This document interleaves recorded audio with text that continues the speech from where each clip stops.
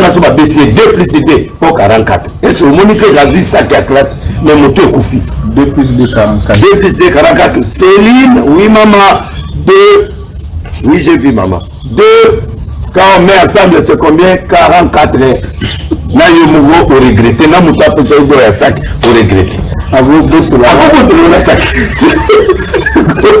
Maman. Mais il y a des ça m'a quelle. Moi, la maman Denise. Abedachou. Ah bon? Oui. Maman Abedachou, à part maman c'est la maman Denise. L'inspiration, l'inspiration, nous sommes Abedachou à aider tout ce qu'il fait là. Il est aussi dans la fondation Nato. Ah bon? Ah, mais bien sûr, l'homme sous Abedachou là, on appelle et vous tapez inspiration par maman. Okay. Donc quand les gens sont aidés par Abedachou, il y a eu mon copain Zali, mais il y a aussi la mère de maman Denise. Moi, on a eu à Motem. Talaga, kende na téléphone Abedachou, talaga, nanaye, au moins la photo, a tchaka jamais photo naye. Ou maman naye à Bota, ou maman Denise. A tchaka photo nous sous-souté, à part maman Denise. Donc, moi, napenda adoptif ya maman Denise. Parce que, à mon maman naza moté maman. Là, mon maman naza ma kofi zaga kuna te même na suka azwadi makofi. Azapele ki nanga. Na lobi yo to zuyo kate na lobi na kama ndeko na mai ka wate.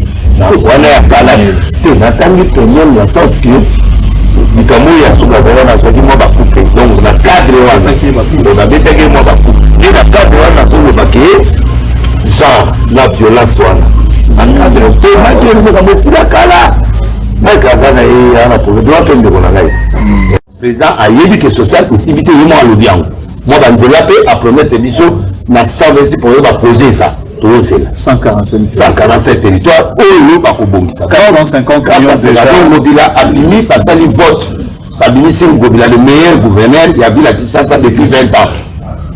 Sondage et Salemi, il y a un grand sondage de Salemi. Bimisi Gobila, le premier gouverneur de 20 ans. Pendant 20 ans, il a dit ça, c'est Salema. Non, il va pas gouverner. Mon voyage dans un certain deuxième voyage, le troisième, il faut mêler. On va où du côté, on va changer de l'équilibre. Ah, ça va, ça stressé. Pas bon. Congolais soit stressé à ce moment-là. Mais, nanga péter c'était comment péter il faut que les gars là zemi na bana nzela moi ba ko nzuzu on a ndaku moi ça kata yi ba trompe allez avant distribuer on a ba bana mike na nzela moi na ambassa to côté ba moté mais ba citoyen congolais première dame aza apeka moko na Congo yewana mama na ke resiko na okota na axe ba ye o sikoyo avec polé mobile pour battre belé apparemment on dirait la zomona première dame azate première dame azate ah bon nous sommes pas azate quand il y a c'est la première dame mais bombra c'était belé bombra maman c'est quoi il est le la carte c'est qu'on soit dans l'état maman voit dans l'état maman ya kala bazali na l'état maman bazebele bamama bazebele bakaka sabubu bamama kasabubu bamama bobi mama sese yaza lokola mama sese yaza lokola mama sese mama nake baza textement lipasi ya sese mama bobi changer bolebi mama sese bolaoka mama sese sikoyo lelo ekomi sikoyo te mama sese mama nyake ah bon olango elinga badictateur te balinga bato aza pose nayebisa yo kabila na mwasi na ye na reconnaissance na bango vimomba mpona bolamu basalanga mais awa toloba mama mboka oyo siko toloba bato baza en fonction. Les années 60 étaient pour l'Afrique de grands moments des indépendances, des pays qui ont accédé à leur indépendance nationale et internationale. Parmi les têtes en repli démocratique du Congo, on a retrouvé les Kassavubu, on a retrouvé Lumumba et bien entendu d'autres politiques congolais. 60 ans après, aujourd'hui en repli démocratique du Congo, nous avons connu il y a 3 ans une alternance pacifique de pouvoir alors que le pays n'en avait pas connu. Et après 3 ans, il faut un bilan. Nous allons en parler. Aujourd'hui, ça fait partie de l'actualité politique. La création de l'Union sacrée par le président Félix Tshisekedi. Les actions de la première dame, dans quel aspect de choses on peut les classer? Et bien entendu, la ville de Kinshasa. On en parle également. Est-ce qu'il y a des avancées ou il y a des reculs? Pour ce faire, il y a un homme, tout en étant étudiant en droit à l'université de Lubumbashi, il avait en lui cet amour du pays, de surcroît pasteur. Il a organisé de grandes actions dans ce pays, il a prophétisé pour ce pays. Nous avons même reconnu ce prophétie à l'époque du président Kabila, de choses concrètes qui se sont accomplies dans ce pays. Il a parlé de la nation, de ce pays, de beaucoup de choses. C'est l'évêque général, le révérend pasteur Denis Lessi. Pasteur Mbote. Mbote. Okamo na elio na makamu nyonso na tangi. Merci. Bolingo wana ozaka nango na mboka ezaka makasi mingi. Boni santé, boni église, boni ba activité. Non, santé na ngula nzambe ça va. Église Zambia Salinga Mawanae, azongisi l'église makasi mikolo. Après un moment, il y a les preuves qui ont traversé qui, la prison, tout, santé, tout ça. Nous avons besoin au rendez-vous. L'homme de la parole, l'homme d'Enzondo. Oui. Oui, palais du peuple est tondi, stade est tondi, le système y a carte, prophétie, macaron, c'est bien. Alors, pasteur, Lelo Yomboka Eza Kokende, Nengeza Kokende, politique Yamboka, ça fait 3 ans. Depuis alternance pacifique et salémaki entre président Joseph Kabila et président Félix Tshisekedi, et le 24 janvier 2019. Les lots 3 ans après, est-ce que Toro Bandengini na Makamboyo na gestion ya président Félix Tshisekedi? Bon, na bilan en 3 ans, on a 2 volets. Volet à Liboso, ça a un peu idée, il y a comment deuxième volet. Premier volet, on a expliqué là nous, et là on a un événement clé au Salemi dans 3 ans. Avant le président Moussa Sali, mais le premier élément est la création de l'Union sacrée. Parmi les œuvres Oyo, pour retenir le courage du président de la République. Quand on va travailler dans FCC, il a trouvé qu'il y a beaucoup d'opposition, beaucoup de blocages dans le bloc. Il a pris le courage de dire non. Et on va continuer et puis à créer l'Union sacrée. L'Union sacrée. Dans l'Union sacrée, il y a un peu de réussite. Malgré tout, il y a l'individualité. L'Union sacrée, la création Oyo a créé pour aïe banini n'a pas fonctionné pendant tant Oyo. Aza conscient que Batouana, Baza Batou, Baouti na IDPST, Baouti na parti na été, Baza na mais Aza qui n'a besoin na bango pour a fonctionner quand même pour qu'il na première législature. Donc aïe ko sala ba choix moko ya sagesse. Azui par exemple Moussa, c'est un homme d'expérience, un homme de paix. Pour fonctionner à Soukazwa, qui est vice-ministre de la Justice. C'est un homme avec le président Kabila. Avec le président Kabila. Et puis, il était toujours, tout le temps, député. Et il est vraiment dans le réage politique. Il a l'expérience. Et puis, tout le monde déjà qui a un moyen financier. Donc, les gens ont dit c'est-à-dire que tout ce temps où il a travaillé, il est quand même un homme assis. Expérience en tant que député. Et puis, Azaki, il était vraiment bien rodé, il a cette expérience. Et Chouana Epe Salibiso, et Sali bien, par exemple, en dehors de sagesse, n'a pas eu Yazo prôné, c'est un grand bandou. Un élément clé pour l'union sacrée peut fonctionner bien. Parce que chaque fois, Biso grand bandou, pression et Zali, Bapignon soit à côté belé, il a pensé quand même au grand bandou. Les Ali monde clé dans Nanialelo. Parce que bandou, le col a fallu la poser à la candidature. Après, bandou était censé être pour la Mouka, Payoulou, tout ça. Mais maintenant, la sagesse du président, Bapignon sacré va voter. Donc va diviser sikoyo bandu. Donc grand bandu de sikoyo. Ça n'a pas analyste à ma casse. Oui oui, grand bandu de sikoyo comme divisé. Divisé à partir de Mbosso. Donc bah tout va mon ouais, on se retrouve. Très bien. Et quand on se retrouve, tout le monde peut vivre à Kinshasa, Ngobila, Grand Bandou. On se retrouve. Donc, pendant et Kabouani, pendant 3 quarts, pendant Kei, et pas ya, na union sacrée, pas président Félix, parce que, bah, choix ya Batou. Tout le monde peut être bienvenu là. Ok. Premier vice-président Yasseni. Donc, Bandundu se retrouve, le Grand Bandou. Donc, au sentir pendant que sagesse soit et Memi Bisso, Jean-Marie Loukoulas, le grand député Yaminene, va se retrouver dans le cercle de l'Union sacrée. Donc le président a gagné 3 quarts d'office. Nabiso Nyos a gagné. Nayope. Nangaïnaki. Autant que papa Mosake, Gobilaki, Jean-Marie Koulasaki, Bienvenaki, Bistuto. Yopoke Union sacrée. Na l'Union sacrée, mais la commune à soutien. Commune à soutien. Na NRC. Donc la confession religieuse. Plateforme confession religieuse. Donc évêque général. Naki. Akei. Naba pasteur. Naba pasteur. Ok. Ah bon. Donc au moins déjà, et l'Okwana, et péci sagesse. Et la sagesse, on a Azul sous Bahati. Un homme de l'Est, Sud Kivu, mais sage, qui n'a plus besoin d'argent, qui est déjà stable, et très sage, et qui est rodé aussi dans la politique, a travaillé plusieurs fois qu'Esther, ministre, tout. Donc, à Poni, tout le monde qu'on a tête et institution, au Baroya ou Yibambon. Mais bateau déjà, car mais le vol penza proprement dit exact. Mais moi ngouba ezokota moi moko wana na wanganité na ebiki motete. Donc atala te.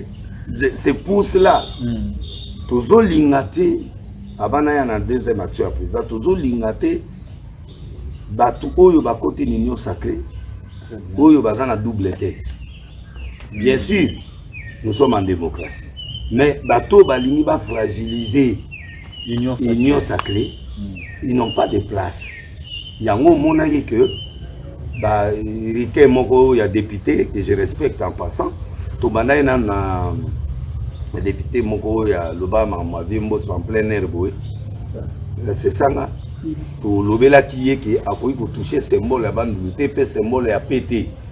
Tout l'Obama est déjà signé. Oh, il y a un bima. Ah, oh, requin, celui. Mais il a député.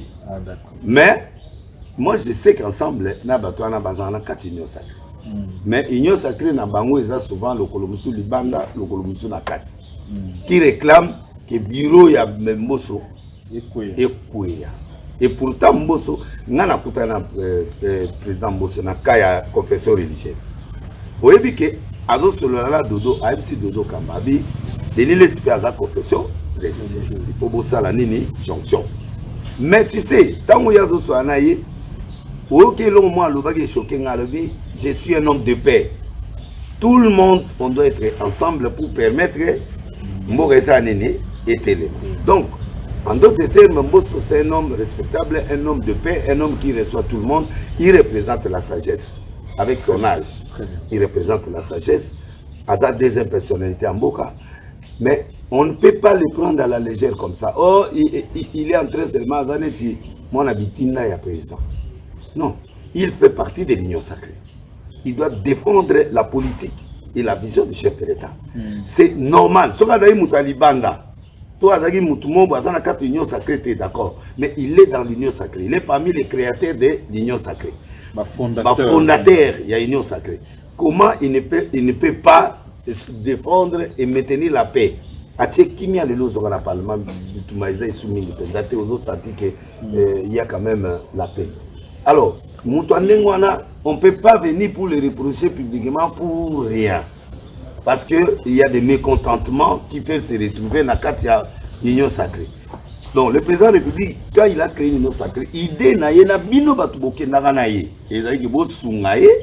l'action et ça les m'a pas justifié en 2023. Mais là, mais tout le monde qui est sacré en certaines personnes sont unies. Mais au coup, un groupe, mon roboyer, tout le monde a battu le corps avant là. Aza têtu, après Mouta dit c'est quitté, mais avant dit, à comprendre qu'on est en train de soutenir une vision quelque part. Très bien. Battu ensemble, les mots, bon, on comprend qu'il y a un problème là. Alors, vous ne pouvez pas vous en prendre à Mbosso parce qu'il défend la politique de l'Union sacrée. Vous devez vous en prendre directement directement à la présidence de la République au lieu d'aller par détour. Parce que Bosso, il est président encore, il est là, il représente la sagesse, il a l'expérience qu'il faut. Bureau on est quoi ya poka tiabana. Bino mo batho fotaki. Bino mo bolingo de ça. To kende de coup d'état en coup d'état ou to kende de wapi tozali quand même bambo. To ga appelé moi mon pétition bandaka ba mirimiri ya bato oyo ba yebi ke azana place il se retrouve pas. To goza la mboka l'air il faut bino se retrouver. Non, il y a quelques-uns qui vont se retrouver. De l'autre côté, on peut la retrouver. Bamusu ba comme ministre, bamusu ba tika ba député, bamusu ba salibo. Donc mécontentement na bino. Et là qu'ici que vous voulez autre chose que Mbosso. Parce que Mbosso c'est pour rien. Donc vous vous attaquez directement. Oui. Moi j'aime Moïse. Moïse Katumbi, c'est mon ami, c'est mon frère et je soutiens. Mais dans le cas d'espèce, il y a trop de contradictions. Babouma Moïse a vanté. Parce que biloko mususu créé un conflit et qu'on permettre bato mususu bazo ba disposition mususu na moni président de la République nenga telemla ki loi ya oyo tiani ayakana. La loi Tiani. La loi Tiani. Oui, lingisi bato. On comprend. De père et de mère. Mais à la lisiango. De père et de mère. Vous avez 100%. 100%. Vous comprenez. Président na union sacrée wana. Ba dossier ngo po batia bato mal à l'aise to ke nan élection après total. Bon, dis-moi en quoi est-ce que Mbosso a salité parce que loi na ekendaki. Et yaki mais suka loi na il est quitté. Donc, il travaille bien. Alors, monsieur le député, en tout cas avec tout le respect, Luka va débat mususu, Luka va biloko bosala biso biloko ya ba location ya bandaku, bos bimisa biso ba loi o ezali ko permettre les peuples de se retrouver que d'aller dans un débat de bureau. Nana ngwa okota sko na bureau. Laissons le bureau continuer son travail, laissons voilà. Bon, deuxième volet. Ezali président n'a besoin ba point mongo na loba les 7 points béton. Les points béton. Oui. Béton, il y a Fati. Il y a Fati. Ok. Biloko yo ngai na sepeli nango pona yi. Mboka ezalaki fréquentable soute comme yo zone rouge. Congo ezalaki fréquentable. Commerçant soka yi azo banga ayebi que la journée morte ba trouble chaque jour et aussi ba soute ba businessmen ba vanaba. Beto va reprocher que bitamola tamola tamoliti akegoteka mboka. Na sens que mboka na ngeza kimia malgré moi ba problème na Kivu diamant ezali kobate ezali boya to travail ti akei même si Israël va passer 5 ambulances ate eza muki mais au moins azui a gagné ta moi et lokomo mboka comme fréquentable. Le premier combat où il y a ça là qui est mboka comme parce que na dans le passé na ba les histoires et les kaki comme ça soka yeba beti fimbo ale batindi ki ozongi mbongo etikali.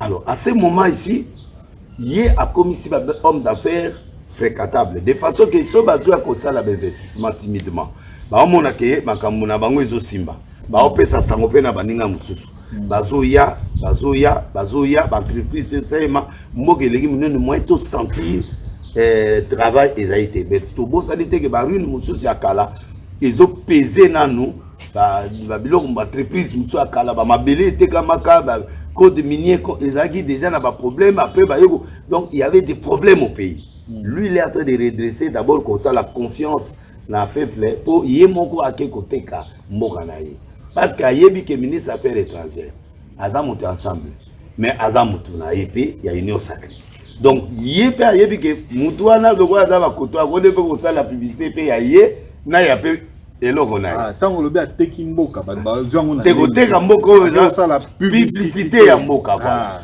vendre le pays na ndenge que mboka na ngeza bien faire la publicité du pays tala mboka et ça bien boya makambo ça mboka comme fréquentable.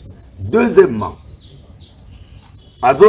les hommes d'affaires commencent à être accompagnés par le gouvernement. donc kala ezalaki daipen société wana ekufa parce que institution copyright oyo créaka conseil na homme d'affaires banda kolandela homme d'affaires ta place oyo te namoni ne institut géographique ezongi toyebaka ngosu te carte ya Congo toyebi te mais lelo homme d'affaires va commencer s'intéresser bon nana tie école boy nana tie investissement boy mais la carte géographique wapi bisika richesse ça wapi esika ya bien pour tie école donc biloko ekufaki depuis Mobutu biloko ne zongi comme ozonga parce que copyright abandi ko ko accompagner ba homme d'affaires place où faire attention avec nani business et ne boité copyright pour les pour nani pour la entreprise pour la entreprise oui ah olobi nani o ya ko accompagner ba entreprise nani comme la ngoni yo ils en a comme nango anapi bangope anapi je crois bangope baye bangope baye bakomi ko accompagner gouvernement comment accompagner ba homme d'affaires ba investisseur bazoya bakomi cadre ya bien pour accompagner ba problème te na créer entreprise voilà OK gauche droite et respecter ba et puis gouvernement yemo bakomi ko pesa pe ba crédit voilà non fait que c'est l'homme soit les a l'homme ce sont tous fait que fédération de l'entreprise pour protéger l'entreprise mais autres le bateau va accompagner donc anapi na bande ko ba copyright ko na bato biloko nyonso wana komi ko accompagner ba homme d'affaires ba komi à l'aise et zo pesa bango garantie akoya deuxième troisième chose pour la première fois depuis 60 lelo gouvernement moko resté sa budgété ba pesa ka budget mais ici baraté pour monge ko gâté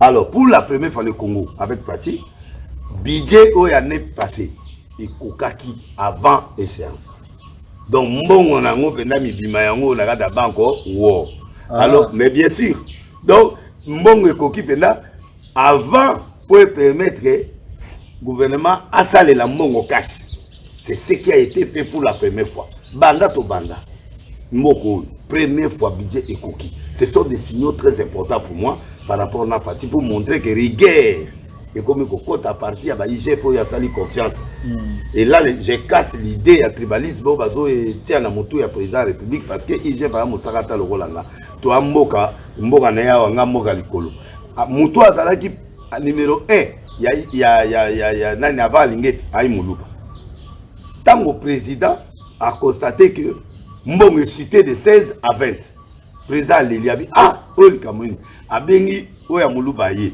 abengi ba ministre ya finance abengi banque centrale abengi bango na réunion bopianga solution oyo mutako répondre azu fuiti mongo boy que il y a inspecteur mongo ya mayela zala bolukai nda luki alingete abengi ye atuni ku de colonel abengi abibo likambo yo solution na ngwezani abi pesanga quelques jours autorisé ngana kota na place na kota la place na kota la place abi kota à côté après asengi président ayambaye aye pas président aye président bengelanga mutu oyo na mutu oyo bazala ta na oso na yo po ba lo bateke ngana zotonga na sima mokongo batu wana bafani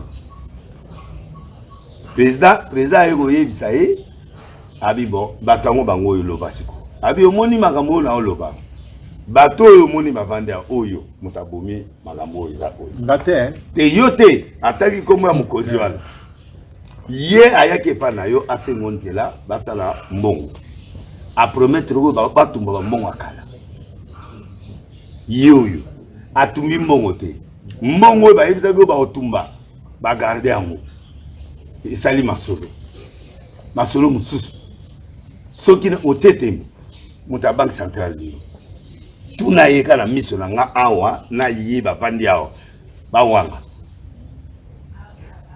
président tuni question yo makambo yo ba oloba oh oui mais je vais expliquer à vite na comprendre et tout mamite oh et tout mama kité OK c'est tout to abana mboka moko to ensemble les aggravetés ça c'est la nazo ka explication bongo yo muta banque otiki mbongo wana etumba manini oh kati mukonzi alobi na ngato tumbate ngana o dépendre na mukonzi donc bino boye pa na bobito sala mbongo to tumba ya kala po équilibre ezala bino siko bozina mbongo na kala abi voilà le président donc premier ministre a boyi a pesi ordre bien ministre de finance aboyi sikoyo ya tuni bango makambo ya lingeta zolo ba eza solo pas. Oh oui, mais on allait expliquer habiter ça va. Donc président comprendre que batu oyo lokwa baza d'union ya FPC. Donc batu oyo bazo créer lo wana pour ngasi oyo na bima mabe devant la population. Mais qui a fait ça? C'est Alingeta. Un inconnu. A tout n'y écouter ce qu'a outé. Biso de te expliquer ce quoi toi ba sakata na yi. To wuti mboka mo. Donc mais mboka balingete batia courant, batia mai, batia makadam. Village. Ah village bon a PDG office de route. OK. Bango mboka moko bango mibale wa. Biso siko mo mboka ya liboso. Donc bino courant ezate. Courant yate. Mai pesate. Ateka pa na ina no c'est bon. Mort pesate. Pesate. Mais les camotés essentiel la mboko baba witi. Bah ça quand même quelque chose. OK. Batte courant, batte biloko tout et puis ça rapport ya mai. Yoko Donc on comprend que le président Azali comment on appelle? Président Azali comment on peut dire? Azali tribaliste. Moi je ne vois pas grande fonction à Boy. Azui a mené ce qu'on a présidence. À Longoli ou Azali Kala a PC fonction pour agir. Tout le monde n'est makambo salemi awa mongi côté tito yekozwa premier budget ekoki. Ndembalo akena 10 milliards déjà commis déjà pembeni ekoka. C'est déjà un pas. Na ba fuite. Na ba fuite. Ponga na keneti pa lingeti, na keti pa lingeti na surveiller na tala bilo inspecteur. Inspecteur ya finance. Ya finance na kepe kotala alakisinga bilo polele, alakisinga tout, ya au mona bilo otosali. Alingeti alakisi pena. Ah. Donc tu dois comprendre que na bilo koana le président fait de bons choix dans la tête, il y a une union sacrée. A sali bon choix dans le niveau de la finance. A sali bon choix dans l'année. Et puis, Tokei. Et là, Moussoussou, justice. A travaillé quand même par point béton dans la justice. Justice, tout le monde qui est au commis. Mais il y a quand même un son. Même là, les lots sont battus une convocation dans la salle à prière. Car la nature, on a pas chinaki. Mais si on se bat bien la justice. Bandira non. Justice. Point justice. Car les alagi se car la bien la justice na tie mon la poche. Oyebiga so komi. Na fini na zongi na. Mais si quoi comme il faut prière. Au gêner na. Au gêner na nubutu anati la tongo na sai nini nzambe. Po yebi ke ozonga to ozonga. Ozonga parle. To c'est que quelque part. On m'appelle. Donc si quoi et comme il fait justice comme na moi kobanga. To moni moi preuve. Moi nani caméra ye akangami moi batu bakangami batu bazobima bakangami babimi au moins moi justice et comme au quota batia ba moyen la justice les sous pour permettre l'inspecteur batu anana ba magistrat bazala bien. Donc c'est ce que Fati va faire en 2023. Alors na moni loko mususu o SPL singai il y a plus classe ezalaï calamment équilibré pour tout le monde peut arrêter. Tout le monde doit se rendre devant la justice. Moutouillon soit comme la justice. Tout bodité, déboire les angazate. La loi est au-dessus de tout le monde. C'est un effort que Fatih est en train de faire. C'est un futuriste. Pour moi, Azam Moutoumo a planté des corps oyo que même le président Moussouba Roya est au Sunga Bango. Parce que tant que justice a Kobang et Koti, Mouyi Bipé et Kitina. Pour ceux qui pas ministre Kala, au moins 10 000, 20 000. Les autres qui $100, sont gênés ma casse 200. Donc on parle pas de ministre. Or, Kala, moi 10 000, moi 5 000, moi 3 000. C'est-à-dire, ministre n'est pas aligné à Asima. Aligné à Asima. IGF Ezali, papa, on ne peut pas faire trop de dépenses non contrôlées. Donc je peux donner mon salaire. IGF donne la permission. Donc je vous donne mon salaire, je tire $200. Wano Genaki. Si vous gênez, au tigre à 50, $30, ce qui n'a jamais été fait au Congo. Et pas ma ministre. Et pas ma ministre, allez là. Ou bien Kimi. Aoyambate. Aoyambate, non, le rendez-vous est reporté à 15. Donc, c'est déjà un pas. Na partie du loco. Et puis, il a de bonnes idées pour aimer Mamboka na changement. Donc, na ozo senga na batu faut te pesa une chance et que na bidé ya bien ya zanango deuxième mandat mais nga de un écran politique malheureusement na monaki pesa to ko mango na suka autant ni partir les autres. Et na ya au côté là on a partir les autres. Donc voilà ba point béton oyo et puis réserve na biso elongwe na Kabila na mi 1,3 milliard et comme na 4 milliards et quelques. OK. Donc déjà homme d'affaires tant azoyabi ceux qui n'a pas investi 100 millions on a ba ozong selanga. Et puis, moi, niveau équilibre ezala macroéconomique, et puis ça me équilibre dans mon équilibre. De 1,3 milliard, 4 milliards, c'est déjà quelque chose de très important pour la gratuité, t'es pas. Non, ton côté peut la gratuité. Parmi les membres du président, ça les a gratuité à l'éducation. La gratuité à l'éducation, des places où on a eu ce qu'on appelle qui est à l'Inimoka. A osé. Les habitants de Kala, personne n'a osé. Parce que tout le monde est là. Mais pratique même à réussir, il y a école primaire mobile. Ils ont la gratuité. Maternelle, Bafouta, malgré la grève, côté à l'Icolo, Bafouta. Grève est partout, papa, en France. Si ils ont la moitié de l'État-Unis, tout le monde a un drapeau, un gilet jaune. Parce que beaucoup ils ont plus de 100 millions d'habitants. Surtout compter maintenant 1. Donc on va 200 millions. Pour Congo. Oui, pour Congolais sera stressé. Fabota. Congolais sera stressé à ce qu'on mais n'a pété c'était. Quand on pété, il faut qu'il y ait des zémi. Naba nanzela. Comment va cause on anda moi ça katayi va trompe allez aromo distribuer on a ba na mike na nzela moi en passa oyo to côté ba ngote mais ba citoyen congolais mais ba sali ba botani donc toza ebele stress net ba tamboka la plupart ba kidnappé l'état civil ça c'est vrai ba kidnappé ba répertorier par mon na na ba to ebele ba bota bana libana ba reconnaître bango. Alors, Batouana ba yebi ba on a l'état, mais ba zébélé. Mais si le président a qui a candidat à 80 millions d'habitants, alors on se retrouve avec 250 millions. Premier voyage à zone Saïmongo, deuxième voyage à zone, troisième Nikombele. Oh bah outi koto ba charge les qu'il y a. Ah, ça bon ça la banga mususu na mbongo wana. Akomo aider à te osaboé et puis maman Denise be aye botier le boko. Okay. Parce que Tony Mwaba a sali effort na président de la République pour réaliser quand même parce que l'école catholique parce que na banani pour balongo la 8e na banani et kota bafuta comme ça ba kende malé progressivement même si ils allaient à 100% mais au moins 70% on reconnaît quand même les grands pas qui ont été faits et nous lançons et nous disons merci au président et au ministre et puis na Katiwana première dame azala peka moko na Congo yewana mama nakero siko na okota na axe na ye oyo sikoyo azo epole mobali po bato belé apparemment on dirait bazomona première dame azate première dame aza ah bon mususu pe azate ka yewana mais c'est elle la première dame yo jusqu'au temps et bombra zeze belé bombra oui oui bombra bona bo mama siko alinga makelele te yaza mutumo 12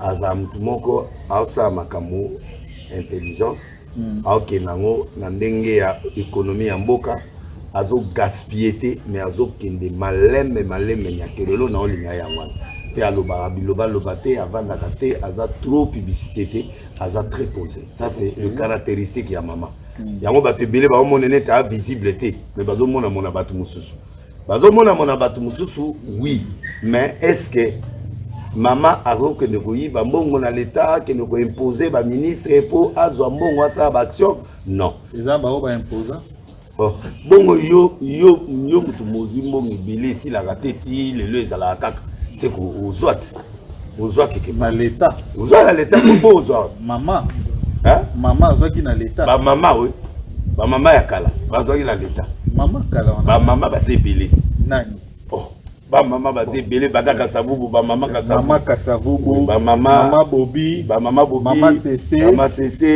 ya za lokola mama cc maman na kilo za et textement il passe à cc maman pour changer vous le voyez maman cc ba maman cc siko lelo komi siko te maman c'est maman nyakio ah bon pour ba te belé ba bato makelele mais les hommes na ke makelele wana eza makelele ya wenzi siko maman nyakio asa mwasi mo posé azokende malembe aza ba axe na ye oyo tokoki kolobanga na yo lelo parce que aza maman mo aza na 4 axes oyo ayeko tia liboko na sema ayeko tia liboko na niveau wana nde place pa ba valer à mwasi derrière un grand homme il y a une grande dame ah bon lelo vuluzi aolobela maman Denise Nyakeo bien sûr avec la puissance nyonso obosani yakala te maman livre na yebi na reconnaître kaye mais lelo bato belé bazoloba mon livre tant na elekaki asali mandat na bango ekoki asali oya ko sala mais awa tozoloba po mboka nyonso photo to la première dame il faut parce que bato bazoloba trop Félix mais Félix azape na conseil so azaki bien conseillé par la première dame na été a okoma ndenga komi wana et puis aza posé azaka agité. Voilà, mboko ilinga bagitateur te, balinga bato aza posé. Na ibisa yo kabila la mwasi na ye, na reconnaissance na bango vi mumba pona bolamba salanga. Mais awa to lo ba mama mboka. Ozo to lo ba bato baza en fonction. Donc maman Denise, 4 axes. Il y a libation et la santé. Parce que au gros ça la biloko na lo yengete. Donc Fondation Denise, maman Denise ne travaille pas en désordre. Il travaille avec les axes prioritaires au Yapona pour abanda ko sala musala na yi. Asala pe ombrage na mobilité, asala pe ombrage na gouvernement, azala na ko accompagner l'action. C'est pourquoi tu vois après mais là on a souci na liboso za santé. Tango mona ka moi intervention na hôpitaux, na ba malade, ba biloko na ba cas grave, azo aider bango selon le petit moyen qu'il a. Et en faisant ça, s'il avait beaucoup d'argent, soit à une époque où il y a entre Mobutu et les autres, il faisait un ministère de la Finance, ministre à Gogoli à Kenenase. Mais il fait un comme un président de la République, il est bon dans au Mekika. Alors, le gars il fait un ballon à Zaya Kosé quoi, Lingette. Maman Batou a commencé à intervenir dans la demande, il y a des cas graves. C'est pourquoi les gens voient comme s'il n'est pas visible. Non, il n'est pas visible parce qu'il n'a pas assez d'argent, il ne prend pas l'argent de l'État pour aller abuser ça. Parce que mbongo ya l'État, et ça mbongo ya l'État. Moukeo ba opé son abidje na ye. Na moi don azozwa, nde azosale la makam. C'est pourquoi les gens ne voient pas trop. D'abord, elle n'est pas trop publicité. 2, elle gère avec des petits moyens qu'elle a. Deuxième axe, c'est l'éducation. Il y a un moni na émission na kata maman éducation. Maman na kero à côté li en désordre d'été. Après ça, diplôme il y a excellence. Il y a diplôme excellence ou après ça rabatu oyo bazo distinguer na ba 6e année, azo tinda bango na ba bourse, ya poto, ba nini, c'est ça l'élément important. Bana bazo bima complexe à poto si libana moutazu 96% il traîne à qui non maman a eu initiateur bon toi encourager bano ya biso ba otanga pour faire travailler les soubana mususu basala ba point ya makasi pour éviter à gozwa bourse créer des excellences voilà les excellences et puis batou ana pe bazo kota be kola bien na poto bazo ya bien tête bien faite pour lobby va servir mboka ça c'est un point qu'il batou bazo bossal au kabela mutu ça qui a causé la classe et a problème té mais mutu ana so ba baisser 2 plus 2 au 44 et ce monité gazu ça qui a classe mais mutu est koufi 2 plus 2 44 2 plus 2 44 Céline oui maman 2 oui j'ai vu maman 2 quand on met ensemble c'est combien 44 na yo mugo au regretter na mutu apesa ido ya sac au regretter ako botolo na sac maman sikoyo azo encourager apesi na saki mais asungi pe bana wana bakoma mayele donc yango moni alors diplôme il y a excellence en les années il y a au moins plus de 200 boursiers au bazo que des études supérieures internationales pe na RDC il y a doit accompagner bango financièrement c'est ça ce qu'on appelle ce qu'on appelle le diplôme excellence. Et puis, azo remettre biloko kit scolaire, na ba milliers trop bas, ba milliers trop reculés, pour permettre à son parents pour bakende selon ba norme. Donc, aza na carte éducation et logo est la base na mokilo éducation aza réhabilitation ya l'école. Maman nakero azo zongisa bekolo ekufa eza babante azo kende pe kopesa ba donc na po bekolo na bazwa ba oleba na baba na likolo ya brique ake atie quand même moi baba azo sa musala le pétage ezate le penza yo meminga na émission ya mayele siko na opete ndeni na linga kote na émission likolo lokwa yo linga ka bilo ya mayele batu ba découvrir nga le loki pétage ils doivent découvrir le licencié en droit, oui. Le juriste, le juriste Denis Lessi, oui. Le Kassapa. Oui, le pétage intelligentsia. Ça veut dire pétage intelligence. Ça dit, là on pété mais na propre, na marié les.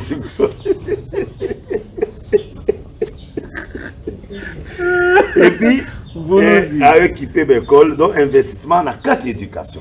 Voilà. Pourquoi il y a Tony, bakangami makasi po mboka na biso éducation etelema. Lelo bana net moi kufa ki wana azoi ba point belé. Omona maman lela. Moi na kufa ki SS akufi mais maman mema qui est déjà na ba bourse. Donc il fait un bon travail. Yango moni abedasur azu le kolo ya maman mais il y a différence à makelele. Okomisu na abedasur. Kasi moi na maman Denise abedasur. Ah bon? Oui. Oh.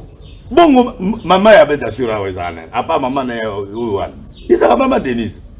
L'inspiration n'a eu révélation. L'inspiration, nous sommes mon abbé d'assuré à aider tout ce qu'il fait là. Il est aussi dans la fondation Naké. Ah bon? Ah mais bien sûr, l'homme sous abbé d'assuré à Wanapé et vous tapez inspiration par maman. Ok. Donc quand les gens sont aidés par abbé d'assuré, ils savent aussi qu'il y a la main aussi de maman Denise Nakero qui est là, malgré l'entreprise. Il y a Yemoko Pezali, mais il y a aussi la main de maman Denise. Moi, je suis à Moutem. Talaga, kende na téléphone à Bedachou, Talaga, nanaye, au moins la photo, Atiaga jamais photo naye. Ou maman naye à Bota, ou maman Denise. Atiaga photo moussouté à pas maman Denise. Donc, nenga zawana, moi napenda adoptif ya maman Denise. Parce que, à mon maman naza Moutem, maman, là, mon maman naza bien, et puis, maman naye, ce gars-là, il a marqué le lait dans ma colo naye. À calmer, à passer des conseils, nini, tout ça. Donc, tout ça, soit on a pété, à qui pas mère a zone ici, ma menacé. À passer des conseils, non, mon fils ne fait pas ça, tout ça. Donc, j'ai constaté ça, pour moi, dans un moutabé d'achou. N'a pas pémé, maintenant, conseil, n'a pas pémé. Oui, il y a des musulmans, mais Azali international. Il y a des partout. Tu pries à rappeler. Parce que tu peux faire la prière. Mamie Pelobo.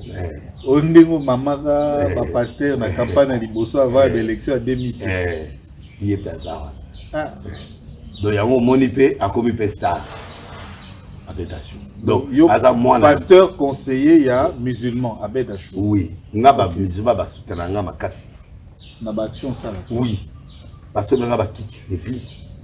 Ok. Bapesa nga batombola pona pesa ba mama église. Omoni nani maison mon téléphonique ezala na boulevard nani Africom. Papa ya Africom apesa nga oui ballon atombola na pesa bandi. Oh moni au téléphone en Africom bateka ba téléphone ya cher. Et puis asala nga ba don sur la sobi 5 téléphone apinga moko fil. Apesa la 10. Amemanga ipa iman na bango akufaka wala nani na GB ba memanga kutoke kokunda eti na Liban ngabite Liban na ebite kuna ba bombe ko ya galère yesu ko ya bozwa lokoleti kala tukuna na lela kana musika na eko leleka kawati nengaki. Donc maman Nakero c'est une femme d'excellence, c'est une femme d'action, c'est une femme calme.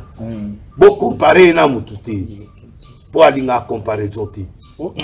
Maman alingi comparaison na mutute o telo yazo sabo o yazo sabo ite ezeli ya mutu na mutu ekeseni.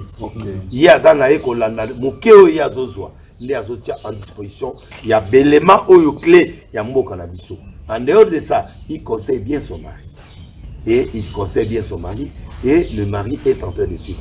bafingaye baloba ya koloba avant là toujours calme posé il travaille oh azui ndeko na yebo azui musala ndeko na ngai ndeko na nga motete nguba batala kaina mon côté mutu lokola oba oloba ba ti ministre mo boye c'est meki na mais c'est normal papa ta yo moko c'est normal mutu abokoli na classe au vani na ndaku na ye ti okoli un jour il faut payer récompense na ko payer ce qui a brassé et puis azamael a sali ke ndeko na ya sala est ce que za lisumu ya lisumu te makamusu ba congolais tunga oloba ezaka biloba net yo pour brancher na oui nanga za ndeko moto wande ko na ngai depuis quand makamusu ba loba na TV mais wande ko na ngoza mutu na ngai ya kati bitu banano kala même na ba prière même na ba maté il a accompagné de lutte à Kala. Hein? Oh, donc, yo lingo le mamoune se balobaka on a TV, mamoune se balobaka. Mais, tous as fidèle là parce que tu es intelligent et tu me conseilles toujours depuis le temps. C'est pour une émission ya boué. Na ko sala ngoka na yo chaque semaine to bando sala émission ya boué pour ba comprendre en anglais mususu. Donc, voilà deux axes au PC. Deux axes la PC. Santé, éducation. Voilà. Autonomisation des femmes. Maman amunaka po basi bakoka kokoma pe lokola mibali sans que bakoka kotosa mibali ti. Mais moi si faut se développer. Moi si pas cause à ministre à sa peine autonomie ateka ye moko pe azole sa pendako. Moi si pas kota na classe, moi si pas comme pilote, moi si pas comme il encourage dans sa fondation que basi bazwa place la mission bateau. Et ça que bakangi mutu la spectacle était c'est-à-dire, lui, il accompagne toutes les femmes congolaises. Les femmes deviennent des responsables, des indépendants. Il est en train de favoriser ces femmes à faire des business. Et à aider les jeunes entrepreneurs pour qu'ils aient des bosses. Dans mon avis, garçon a la maki. Maman qui a soumis maki nyonso à financer. Le garçon est devenu aujourd'hui millionnaire grâce à l'action. A PC Mbongote, a soumis maki, a communauté partenaire. Ce qui fait que la présidence a koya a soumis. Bah éviter bazoya a soumis à maki wana. A zo pesa garçon a moyen pour se développer. Que a kende pour pesa va dire non, il développe moi si a comme indépendante et a comme utile dans la société. Ça c'est un élément clé. Oyo, maman Denise est en train de travailler sur ça dans sa fondation, dans Axe Naïwal. Alors, Mouta Boyitoki, comme on a action, il y a un tapacité. Aza Moututan Azo Sala, Moutouana Azui, Moutouana Apamami, Basi Bazo Kenelikolo, il y a un fierté. Les résultats qui comptent chez lui, ce n'est pas que les gens voient toutes les femmes qu'il est en train de faire. Non. Même dans le diplôme, ils ont façon à montrer que tu as encouragé.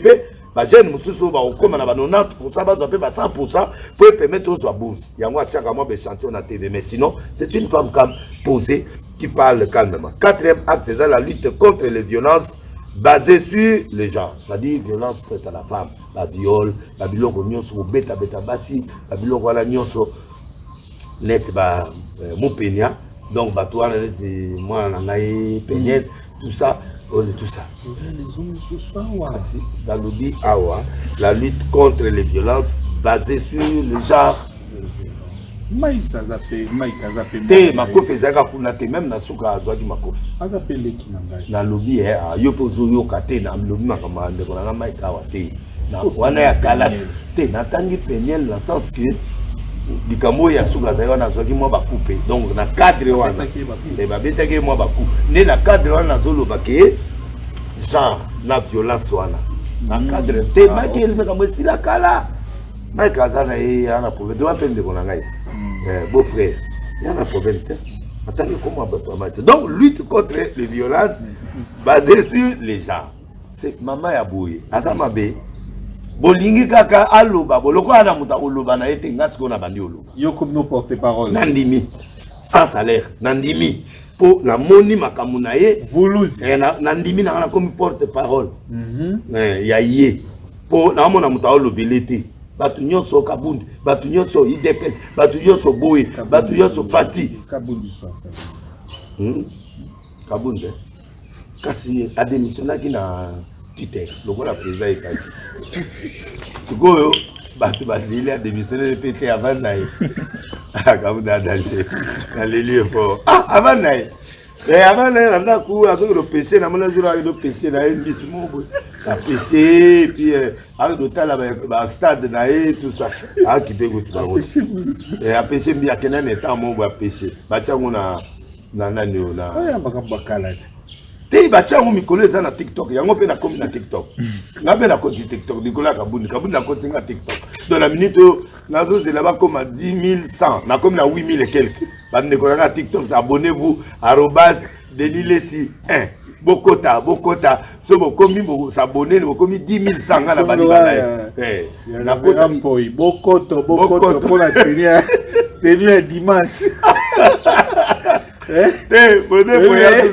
Allez au côté côté forme ya forme ya ba couleur ya leki nandimi galenga na ba couleur nandimi en tout cas ba recherche na isika to on a ba na luka ka iko na tunai na liko na tunai wala via limbola ya louva grâce à paix ça va passer via louva ya iso zo kota na ba buku na mayele aye pa on elo na linga yebe mayele Mayele, tout ça, bah on va genre bah Daniel, bah Abednego, bah Meshach, bah tout va défendre la Betsalel, voilà. Je les salue en passant le président de au Conseil des Églises de Réveil au Congo. Donc, l'Assemblée provinciale à Kinshasa, Papa Godin pour merci. Donc voilà, en résumé. Voilà. C'est que je peux parler de Maman Denis. Alors, mais les gens voient qu'elle ne travaille pas. Et pourtant, elle travaille sérieusement. Le travail de la fourmi. Le travail de la fourmi. Donc, elle est malembe, mais elle travaille. Alors, les gens, comme Bazo Yebate, n'a pas ce qu'on a comme porte-parole. N'a pas expliqué, Bino Makamunaye, Nengazo Sala, pour le coup, il y a l'ingé n'a été. N'a pas mis porté gara, l'émission n'a yo, n'a pas seulement pour l'accès, Mboka Nengezoke. Toujours gouverneur, toujours union sacrée, toujours présidence, n'a pas expliqué, et cela ne veut pas dire qu'il n'y a pas des erreurs, non, il y a toujours des failles quelque part. Oui, place ses alliés, oui, l'aide sociale, il y a un élément, il y a président, Liboumou, tout ça n'a pas de problème. Moi, Maïna Courant, tout ça n'a pas de problème. Janvier aussi là, stock paye aussi là. Stock paye aussi là, donc il faut comme à promettre que oui, il le reconnaît. Et là, on a CP la fatigue. Parmi les éléments à reconnaître que social est bien. Et il va faire beaucoup d'efforts. Il y a à promettre tout peut ça échange. Voilà. Avec Général Tosu qui sa Kinshasa. Oui. Ville à Kinshasa. Batuming Balobi, Likambwa Zango. Yamonde Penza Zaiki. Lieu de négoce, centre et négoce, il n'y a pas d'union. Kinshasa, en tout cas, Zando des eaux sauvées. Zando a mené, Zando a mené. Les Kamango, les lots, et tout le monde, on dirait Ndengue. Est-ce que Kinshasa, gouverneur Gobila, est-ce que ça, les Pena Makambo, il s'est mis bon, on a moutaki moneri, na moutunaye, na moni penda matériel et financement économique. Pour un grand marché. Pour un grand marché. Ngai na zako kanisa grand marché bazongisa mwa banda konde batiaki wana to mais na moni eloko wana yepe alakisa ngo kuna poser ba bâtiment oyo kotongama na ba toilette na biloko oyo kosalema wana. Ça sera un bâtiment le plus important na kata Congo et ça sera na parmi ba marché Afrique ya kitoko en tout cas ville à Kinshasa. Et puis pour remettre les clés avant l'élection on peut sa clé pas président de la République comme dans une union sacrée. Donc Azos a réalisé 2 projets à Makassi. Projet à Liboso, il y a ça. Deuxième projet est en place au même moment, projet à train urbain. Où il y a côté à 300 km à train pour diminuer métro kin et diminuer l'embouteillage, train comme ça et soulager ville à Kinshasa et souffler bien. Donc je suis trop fier de Ngobila. D'abord pour fêter dans la lumière. Au commencement, Kinshasa était noir. Mais Ngobila dit que la lumière soit et la lumière fuit. Donc, au Bible, Nazui. Na Bible, c'est Ngobila. Donc, à tes lumières, tu fêter la lumière, malgré tout qui tient ces lumières, mais tu fêter quand même l'éclairage, tout ce que tu vas cancer qui est déjà la poteau. Il a fait ce travail-là. À Sali, axe, il y a Bongolo. Ponwana, même au bout de l'Allemand. Ponwana, Kabila père à l'Emiao. Ponwana, Kabila fils à l'Emiao. Ponwana, Moutalongi Ango, Ngobila. atie pont ba béton ba milieu ekoti wana likolo ba restaurant likolo eza ba restaurant ezala wana moi ba plate eza wana na se ba to sala épirage d'eau ba otia mai wana ba transformer en ce ekoma lisusu mai ekoma bato ba melaka ngo Ngobila a osé asali elenge sa asali sekomaf ezo salema asali makambo epelé na zéro trou moto asali ye bato ba décevoir ye ezali bato ya eloko komona o basala banzelo nani OVD za bato akala baza ba PDG Patrice fa longola bango alongola PDG OVD alongola PDG ya SNEL alongola PDG ya résidence okuta ya résidence bokilo na ngai mais il faut alongola parce que bazo sala eloko te balakisanga biloko bango basali mpo ngai ya koloba awa po awa émission ya miroir émission oyo Kinshasa nyonso awa tokumisa mpe bagouverneur awa tobanda étudier tokende nga nano balwa partout baba Congo émission miroir du Congo miroir du Congo oza moto yebani osala misala na yo awa biso tokoli générique nini tokotiasi yo tia kaka créer générique ya to créer ka générique po tokomi ya miroir du Congo yango tobanda étudier région par région pe toclasser bagouverneur oyo baosala mosala malamu nde tokumisi mama Nyakeo nde pe tokumisi Abedasu nde pe tokumisi président république Berer pe tolobi awa tolobi que social estimité président ayebi que social estimité yemo alobi yango moi banzela pe a promettre biso na 126% ba projet ça to c'est 147 territoires oyo bakobongisa 450 millions déjà donc Ngobila abimi basali vote abimi sim Ngobila le meilleur gouverneur ya bila Kinshasa depuis 20 ans sondage et Salemi il y a un grand sondage et Salemi Babimisi Ngobila le premier gouverneur de 20 ans banda 20 ans villa ça c'est Salema nan bazwa gouverneur na Kinshasa na Congo pe aza premier Bosani nani to monité nani akufa moza longwat Katumbi te Katumbi alongwa gouverneur alongwa akoma président ensemble OK moi to tient sur la sala na te misale ezali mais na minute oyo ba donner changer elle va donner changer premier ce que ça va Ngobila deuxième il faut nanduka na stock no tambola ngana caméra na biso tambola ba gouverner bo tinda bobenga biso to ya so yebi ko zala mo loko sali tinda biso tike na yo na nani to ya na caméra na biso totala biloko no après to kende wapi to bana na Katanga makambo ezande côté bana na Katanga to kepa mama Fifi to keiti na suka kuna côté zo ya salaki d'accord na bana to tala pe to ye bandu bandu na suka to tia bandu na suka to kende na bako bandu bitume bimela biso to kende na suka tango to ye pour voilà pour éviter ma problème. Amis téléspectateurs, merci beaucoup. Miroir du Congo, premier numéro, avec le révérend pasteur Denis Lessi Voulouzi, l'homme de Nzondo. Et Voulouzi, je crois que tout le monde a aspect à religion. Oui, tout le monde. Tout comme il y a la minute et c'est ça. Tout Sangolo semaine prochaine. Voilà. Pour la religion, semaine prochaine. Je pense que nous sommes lobby sur l'actualité. Nakati Namboka, sur le plan politique, na Oetali Makamboya social. Bilan ya chef de l'État. Je crois que Apesi Bakadote. Lobby na place au Etamboli, na justice a bien Etamboli, mais koto tozo banga. Mais toke na ope malé. À lobby nyonso, le travail de la première dame, exécution, nyonso ezo salema. À lobby, je crois que à Bossani Loroté a pardonné pe mutute na nenge que non mutuana iba qui te à lobby. Botalaga, batalaga muteti ngubana na mono côté. Merci Voulouzi. Merci Lola. À vous, Miroir du Congo, émission Ngoyo. Topé Sidino. Merci Miki. Tout ce qui ici, dans Voulouzi, il y a Pessi Bambote, na bateau yo, à mon avis, na Pessi Mote, na Jeff Diadi Leteta, Zambé Apamolao, docteur Diadi Leteta, don de Dieu, na Pessi Mbote, na Pessi Mbote na Djongade, restaurant Mounene na Paris, na pesi mbote passé, il me soutient beaucoup.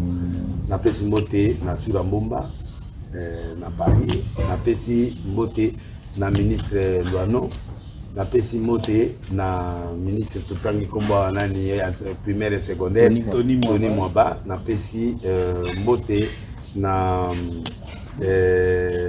Blanchard, kuna petit nanga Blanchard Kambi, to pesi mbote, le maître est là. To pesi mbote Gaga, na pesi mbote bandeko ya ba péter nanga o bazana na pétage kuna na eloko nini na nani obozo tala ba bibo TikTok babi le 5000 boza kotala biso en direct. Na pesi bino mbote merci mais bo s'abonner pour bokoma na 10 000 5300 boza kotala nga biso na les grands journalistes et les grands serviteurs de Dieu aussi, parce que il est pasteur aussi, c'est un grand prédicateur, c'est un grand journaliste. On mélange ya parole na intelligence et puis ça nga elengi. Ya mo mona za bien ça to sa émission na e awa to bani miroir du Congo awa émission premier numéro na biso ngwana na pesi mbote na Mais Bumba na pesi mbote na ba cameraman na biso nyoso oyo Vincent Mokama, Maximilien Sala, Ignace Kaloubi et puis bango nyoso wana basungi biso émission kitoko bozomona oyo donc so na bina bena papier on na boss na boss nga moi débat na besi mama Pepito Kilala bourgmestre la commune à Kinshasa na besi mbote félicitations na musalo ozo sa déjà na moni obani ko tambola Nzambe apambola yo commune Nzambe eza na maboko na yo mama motete nguba batala ke na munoko te me to kotala yo mama Pepito Kilala to pesi mbote abeta chou Ben Lobit Elise Salumu ba sujet zebele to sala Washington grand pays à Twinzemene na pesi mbote na moni otindinga yoji à $8000 na sepeli vraiment et commis déjà mais commis en retard parce que des fois chaque donc bilo bibili la retard on est aussi Jean-Pierre Liaou Gauthier Mascotte ministre de finance pe na lingake comme on est Nicolas Gazali oui et puis Gauthier Mascotte merci Konde Liloba Tête Tendai Maître Tchoura Djonga Ketulwa Arike, Winnie Baouti, Arlette Lessi Prophète, et puis Dorcas Mokoko, Trésor Olangi, et puis Isano Iolo, Nasukisi, na Justin Paz.